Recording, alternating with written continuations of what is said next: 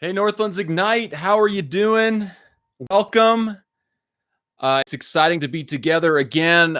Once again, we find ourselves here on a Saturday night at 7 p.m.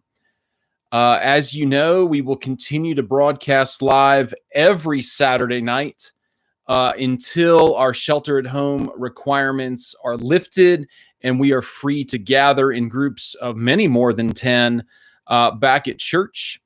Between now and then, we will be here every Saturday night. I'll go live and we'll do some teaching and some maybe some announcements and some worship.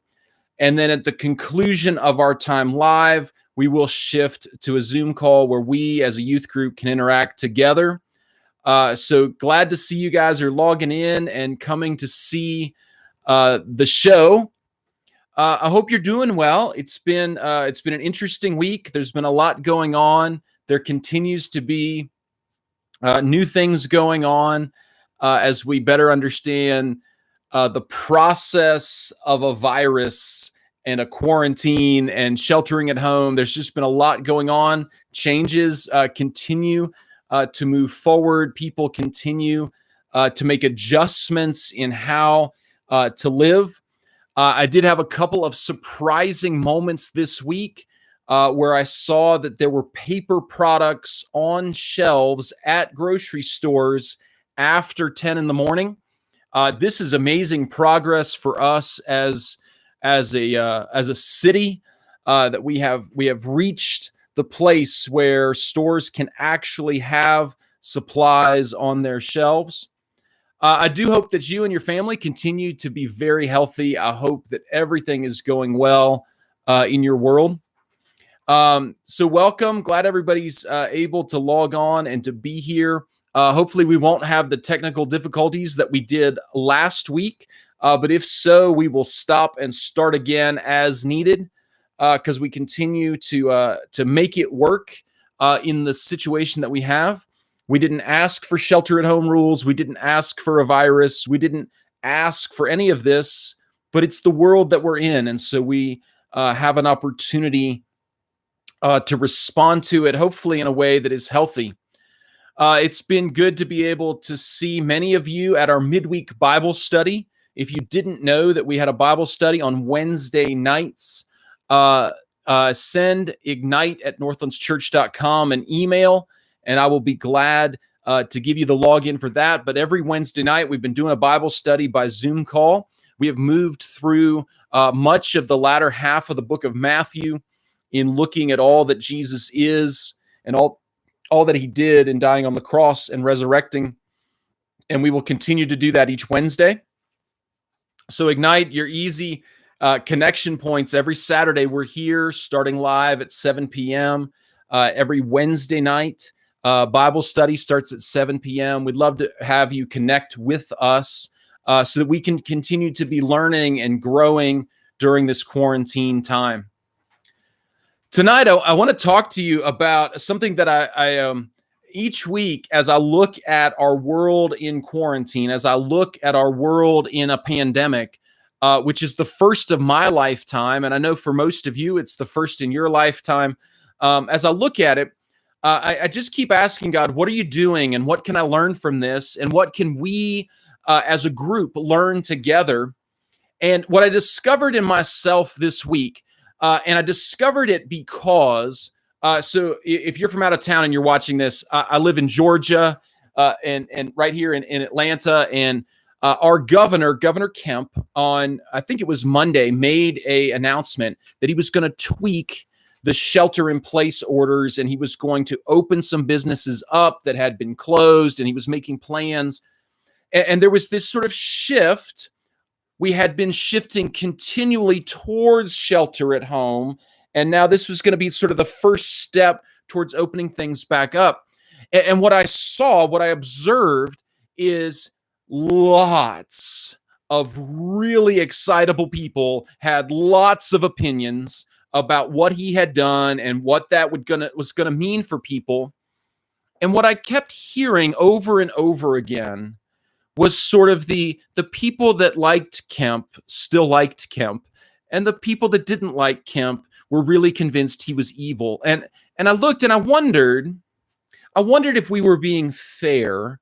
I wondered if we were being honest with our situation and the situation of the leaders that are over us, whether that's Governor Kemp or Governor DeWine or Governor Cuomo or President Trump or Vice President Pence or any of the doctors and advisors that are on all these committees trying to help people make decisions. And I discovered something in myself.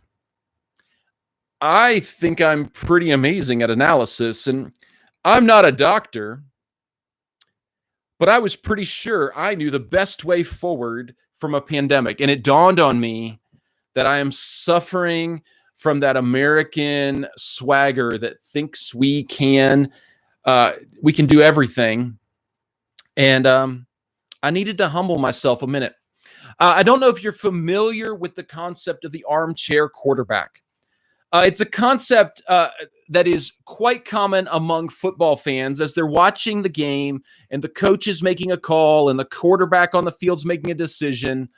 The armchair quarterback is the person who, with the help of instant replay and the help of slow-mo and the help of commentators and the help of seeing the play 6 times from the comfort of their couch, declares that they know what the coach or the quarterback should have done.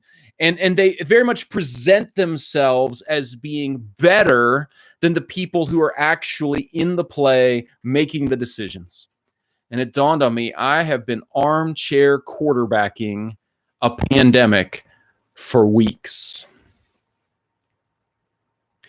And I realized as I look, all of my friends are armchair quarterbacking with me. And there are some great memes and some great comedy and satire that's out there that is just filled with other armchair quarterback opinions. And I saw how many times there were just really strong opinions being presented, sometimes from me. And I get it. We're Americans. We have freedom of speech. We have freedom of press. We enjoy the ability to let my opinion be known to everybody. And then I watched as some people this week protested the choices of their government. And then people armchair quarterbacked the protesters. And I watched, and what I just kept noticing was there was a shocking amount of dishonor in the story. There was a shocking amount of dishonor in the approach of my armchair quarterbacking and so many others. And I kind of wanted to stop and go, Jesus, what should I do? I mean, I'm here in this pandemic. They give us all of this data, and we read it and we try to analyze it along with the experts. And I realized I have been masquerading as an expert in the same way that the armchair quarterback probably doesn't actually have the skills to make the play in a real game. I have been armchair doctoring and armchair advising presidents and governors alike. And so I kind of want to take a moment and look you straight in the camera and say, President Trump, Vice President Pence, Governor Kemp, Governor Cuomo, Governor DeWine, I don't really know what I'm doing any better than you do. None of us have made any of these decisions, and I bet it's actually really hard to have this much responsibility on your shoulders. And so to all of you that are in power, to all of you that are in government, I just want you to say, I've decided I'm going to help you. And I'm going to recruit all of Ignite to come help you. Because we're going to do some things that are actually biblical. We're going to do some things that are actually appropriate. We're going to do some things to lift you up because, one, we selfishly know that if you make good decisions, it's good for us too. And secondly, we know that if you make good decisions, it's good for our neighbors. So Ignite, I don't know if you remember, but a little while ago, we had some T-shirts made and had on the back of them Jeremiah 29:7. I have here a sample of said T-shirt. Right? So it says, pray for the welfare of the city. It's from Jeremiah 7. And what you find there in Jeremiah 27, God is telling him, hey, you're going to go to cities and you're going to do a place. And while you're there, pray for the welfare, the benefit, the prosperity of this city, because in their prosperity is your prosperity. And we're in that place with our government right now. The reality is they are making incredibly difficult decisions. And the best thing that we can do for them is not armchair quarterback the whole process, but pray for them, because if they're successful in making wise decisions, it will probably save lives. Might be yours, might be your grandma's, might be somebody you've never met. But the reality is that if they are successful in their decision-making, it will be good for us. And so I realized I've not been praying much for these people, and they're carrying a tremendous burden, and I need to change my behavior. And I wonder if you need to change your behavior as well. One of the things that I also recognized is that in the same way that the armchair quarterback not only gets to watch it in live time, but in replay and in slow-mo, when they do that, they gain more knowledge than the people had who were making it in real time. And all of these people are making decisions in real time. So I don't know if you remember this famous guy invented the filament that goes in incandescent light bulbs. His name's Thomas Edison. He's probably the second biggest name after Tesla in electricity, because he figured out a filament that if you put power through it, it would glow but not burst into flame. But the reality is he had 100 things that either didn't glow or burst into flame. And he would try something and it would fail, and he would try something and it would fail, and he would try something and it would fail. And he got the freedom of doing that in his lab, and 100 filaments failed, and no quarterbacks or news commentators second guessed his choice every single time. You see, the beauty of science is that I can experiment and I can learn from my mistakes, and I can develop and I can innovate and I can do new things. But one of the things that I recognized about our government right now is they are having to make decisions live in real time that they can't undo, and they can't really experiment with these things and try it this way. Okay, all right, Georgia, you're going to do this way, and Alabama, you're going to do it this way, and we're going to see which one of you survives. Because I just don't think that we would be comfortable with being the kind of guinea pigs that would require. So they make a choice, and they don't know if they made the right choice, and they don't know if it's going to go well, and they don't know if the other decision will be better. And they need our prayers. And they need us to be on their side. And I realize that we live in this place in America where we have the ability to have candidates that we vote for and candidates that we don't vote for. We have the ability to participate in our process, and that's beautiful. But I'll look at this situation. We're in a presidential election. Donald Trump is running. Joe Biden is running. Probably some others are running. But those are the two that are polling the highest right now. And what I realize is, whether you want the next year to have Trump or Biden or someone else, we're all actually in a place where it's like, man, I hope Trump makes some really good decisions this month. I hope he makes amazing decisions this month for the welfare of my family and our neighbors and your neighbors, for the welfare of Georgia. I hope Governor Kemp makes amazing decisions this month. I hope if he makes a decision and he discovers it was a bad decision, I hope he humbles himself and says, whoa, that was a bad decision. We're backing up. We're going to change this way. We're going to change this way. I hope he has wisdom. I hope he is successful. And I actually don't care if he gets elected next election season or doesn't. I really hope he's successful now, for the good of my neighbors, for the good of our country, for the good of Atlanta and for the rest of Georgia. I hope and pray that our leaders are successful. They have an enormous responsibility in their hands. And Ignite, we have a chance to be on their team. In Romans chapter 13, Paul, under the leadership of Caesar at the time, who was kind of a despotic guy, Paul writes to the church in Rome and says, obey every civil authority that's over you. And we do this because authority is something invented by God for good order, for good function.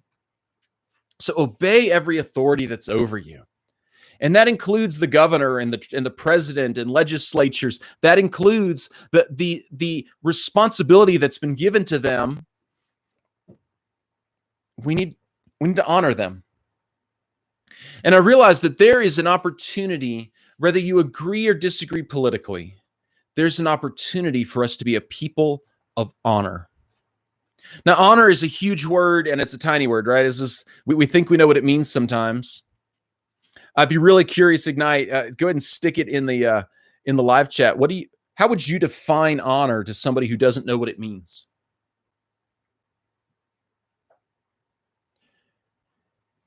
Honor is something that shows up over and over again in the Bible. So it shows up in the 10 Commandments. It says, honor your father and mother, and it'll go well with you, and you'll live long in the land.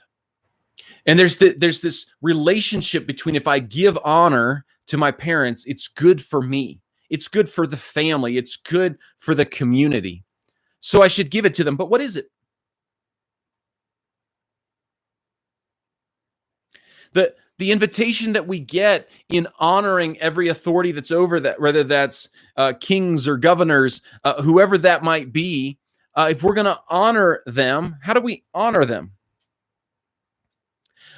I saw an example back in 2016 of how not to do it. So I don't know if you noticed this or not, but when Clinton and Trump and several others were running for president, right? Clinton and Trump were polling the highest. So they were the two kind of most likely candidates. What did people do? What I saw was they showed honor to the candidate they preferred and dishonor to the candidate they didn't prefer. And I look at that and I thought, these are both humans who have demonstrated leadership skills. They have vastly different thoughts on how to lead different things, but these are humans that have stepped into an authority level. And I looked at how many people didn't honor them. They would only honor the one they liked. Annika, I see yours. That word respect is a big deal. That definitely plays in. Bella, I see that you added the word respect in there. That is a huge part of what it is. There's something about the way we treat each other that is affected by that. I look and I realize it's so tempting to only give honor to the people you like and agree with. And I looked and I realized in all of our armchair quarterbacking of a pandemic, there's a whole lot of that still going on. So I don't know if you think President Trump is a good president or a bad president. I don't know if you're rooting for him to win this year or not. But I know this. I hope he makes some really good decisions this month. I hope he exercises wisdom. I hope he has counselors who are wise and that he gives them honor and listens to them. I hope he has the ability to discern which of his counselors are wise and which of his counselors aren't. There is such a need for President Trump or Governor Kemp or Governor Cuomo or Governor DeWine, or pick one of these people that are in big positions of leadership. It's so important that they're successful right now. And so I want to honor them. And I want to say, I'm going to spend some time kind of praying for and blessing these leaders. And I want to invite you while you're at home to pray for and bless these leaders with me. Because I don't know if you'll agree with any of the decisions they'll make. I hope they don't make big mistakes. I know that I won't really know one way or the other if it was the best choice, because I don't know how this all works. It's my first pandemic. It's their first pandemic too. So Governor Kemp, if I've been critical, I'm sorry. And Governor Kemp, I sincerely hope that you have the best counselors in Georgia and from beyond Georgia. And I hope that you are humble enough to listen and strong enough to choose and discern a path. I hope you are incredibly successful. Governor Kemp, I pray for you, not only because the Bible tells me to in 1 Timothy chapter 2, but because I genuinely hope that for the good of our city, for the good of our state, I hope you are tremendously successful in navigating this pandemic. And I want you to know, Governor Kemp, I'm on your side, because if you're successful, it's good for me, it's good for my family, it's good for my neighborhood. And so I'm going to pray for you. President Trump, Vice President Pence, COVID-19 task force, all you people in Washington that are in the fight, I hope you're really successful at navigating this challenge. I hope you make good choices. I hope you have good counselors and can discern who is a good counselor and who's not. I hope that you navigate a path that balances the risks of those that are financially vulnerable and those that are health vulnerable, so that both the people that could be sick or the people who could be hungry, somehow you balance that problem. I sincerely hope that if you discover you've made a misstep, that you own it, you correct it, and you make a better choice the second time. I hope that you have people speaking into your life to bless you. And I hope that you will make decisions that are genuinely wise and not just politically expedient. Ignite, I want to invite you to make some amazing progress in this next week, this next month. Here's what I want you to invite you to do. The scriptures tell us in 1 Timothy chapter 2 to pray for everybody who's in authority over you. So here's what I want you to do. This is the challenge. I think you can do it. I don't think it'll be difficult. I think it'll be good for your heart and good for our country. Here's the challenge. I want you to get a device, a phone, a tablet, a kitchen egg timer, and I want you to set it for 10 minutes. And what I want you to do is every single day, starting tonight, set the timer for 10 minutes, hit start, and start praying for every government official you can think of, whether that's the CDC or the WHO or the president or a governor or the legislatures. I want you to pray for the healthcare workers and pray for the people at the grocery store who are selling us food. I want you to pray for the people that are impacted, the people who might be sick or the people that might be out of work. I want you to spend 10 minutes praying, blessing, and wisdom and honor on our leaders, on the people who are navigating this pandemic.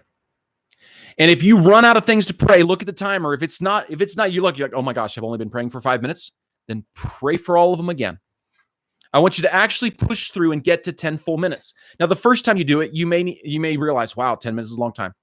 The second time you do it, I bet you'll be surprised that 10 minutes isn't as hard as you thought. By the third, fourth, fifth, 12th time, I bet you'll realize that you are developing more of the heart of God, and you're beginning to pray more targeted prayers that are specifically what God is wanting to do. I think you'll find that your stamina to pray intentionally and well for people will increase.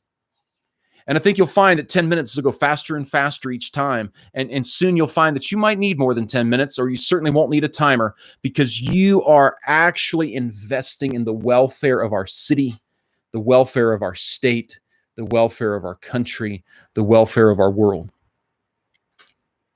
Our first allegiance is to a king and a kingdom.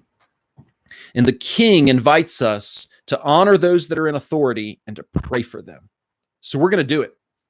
The king invites us to bless everyone, not just the ones we like. The king invites us to build the kingdom through our prayers. And so, Ignite, we're going to do that. So what I want you to do is starting tonight, set that timer, pray for 10 minutes. When you're done, send me an email, send me a text message. If Tell me something you prayed for that maybe was an idea that came to you that you think we should share as a group, and I'll pass it out to others. I want to hear testimony of how your prayers are getting stronger and more, and how much more authority you are able to exercise as you love our people, as you love our city, as you love our state, as you love our country. Because we want to be a people who will invest in our world, who will pray for the welfare of the city, because in its welfare is our welfare.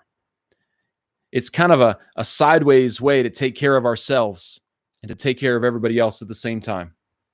So that's what we're going to be doing this week and heading into the next week. 10 minutes a day, praying for government, praying for healthcare workers, praying for the people who are impacted by this. And we are going to be incredibly helpful to our world if we will engage in this fight. All right. It is about time to head to our youth group Zoom call. So youth group members, would love to have you come on over to that. We're going to head there shortly.